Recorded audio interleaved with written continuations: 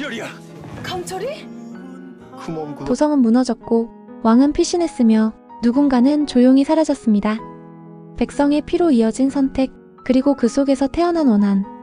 모든 기억을 삼켰던 악기는 이제 혼을 돌려줍니다. 하지만 그 혼은 과연 구원받은 걸까요? 아니면 더 깊은 저주에 휩싸인 걸까요? 귀궁 13화. 오늘 우리는 되돌아온 윤갑, 사라진 강철, 그리고 왕의 죄를 마주합니다. 왕이란 자가 살기 위해 백성을 버렸다. 이 말은 지나친 과장이 아닙니다. 연종대왕은 도성 함락 소식에 용담골을 피란처로 삼습니다. 하지만 그것은 진짜 은신처가 아니었습니다. 왕은 일부러 의장기를 용담골에 세워 자신이 그곳에 있다고 믿게 만들고 진짜로는 다른 길로 빠져나갔죠. 그 전략은 성공했습니다. 왕은 목숨을 건졌습니다. 하지만 누군가는 죽었습니다. 수많은 백성들, 그리고 그 백성들을 살려보겠다고 간청했던 한 군관. 청금이. 그는 단 한 시즌만 달라 청했습니다. 고향 사람들을 대피시키겠다고 애원했죠. 하지만 왕은 단칼에 거절합니다. 그리고 그를 묶어두고 그대로 떠납니다. 그날 밤 왕은 살았고 청금이는 죽었습니다. 그리고 그가 살던 마을은 불에 탔죠. 이 장면은 정치와 생존 사이 왕이라는 이름이 어디까지 비정해질 수 있는지를 차갑게 보여주는 순간이었습니다. 그리고 그 죄는 100년 후에도 사라지지 않았습니다. 팔척귀는 윤갑의 혼을 삼켰습니다. 그리고 13화, 그 혼을 다시 내뱉습니다. 열이 앞에 나타난 윤갑의 혼은 처음엔 기적처럼 보였습니다. 사라졌던 이가 살아 돌아온 것. 하지만 강철은 단호했습니다. 그 악기가 그를 쉽게 놔줬을 리 없다. 그 말은 진실이었습니다. 팔척귀는 윤갑을 살려준 것이 아니었습니다. 그를 부리기 위해 풀어준 것이었습니다. 윤갑은 지금 혼자입니다. 몸은 되찾았지만 그 안에 담긴 감정은 예전의 윤갑이 아닙니다. 그는 느낍니다.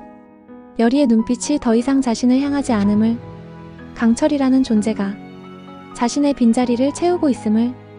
그 감정은 점점 슬픔에서 분노로, 분노에서 증오로 변합니다. 멀리서 그 모습을 바라보던 풍사는 혼잣말처럼 중얼댑니다.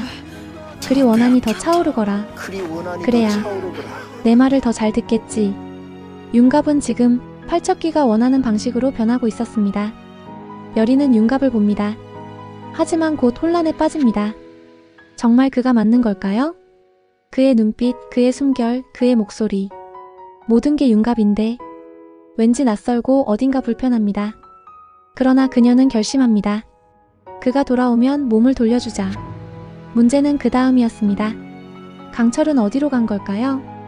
그가 사라졌다는 말, 정말 윤갑이 강철의 자리를 차지한 것이라면 열이는 두 사람 사이에서 무너지기 시작합니다. 그리고 인선 아씨가 수년간 키워온 골담초. 바로 이때 꽃망울을 틔웁니다. 수십 년간 단 한 번도 피지 않았던 그것이 하필 지금. 이건 단순한 자연의 일이 아닙니다. 운명은 지금 열이에게 선택을 요구하고 있습니다. 윤갑을 지킬 것인가? 강철을 찾을 것인가? 아니면 그 어떤 것도 아닌 자신의 길을 택할 것인가? 그녀는 지금 감정과 운명 사이의 줄 위를 걷고 있습니다. 강철은 지금 없습니다. 하지만 그가 남긴 말은 남아있습니다. 나는 모래 위에 탑을 쌓고 있었구나. 인간의 몸을 빌린 그는 그 안에서 탐욕과 재만이 아니라 진심과 감정도 받습니다.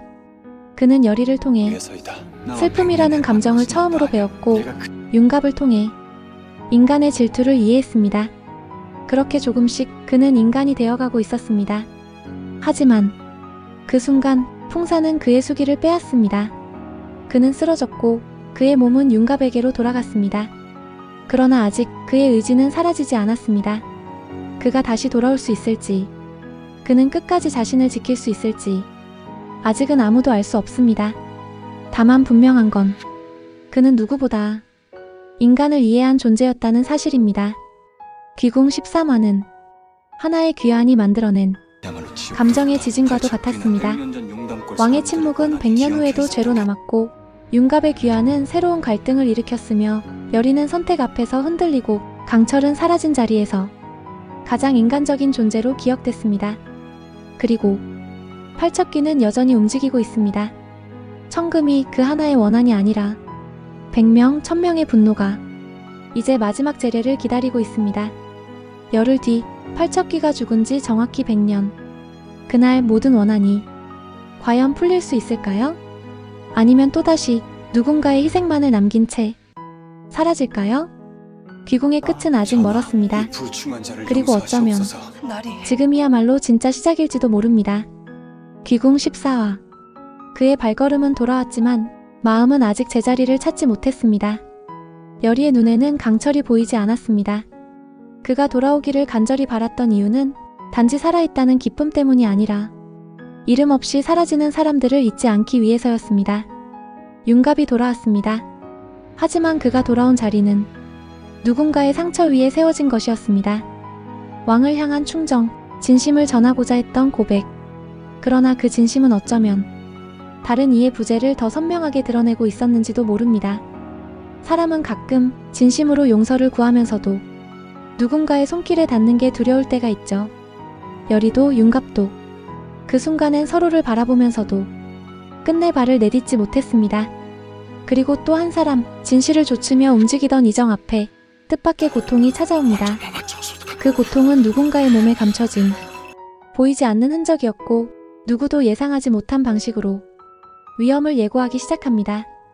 모든 것을 되돌렸다 생각한 순간 나는 나 자신이 아니었음을 알게 되었다. 누군가는 그렇게 혼란을 마주했고 누군가는 침묵 속에서 자신과의 싸움을 시작했습니다.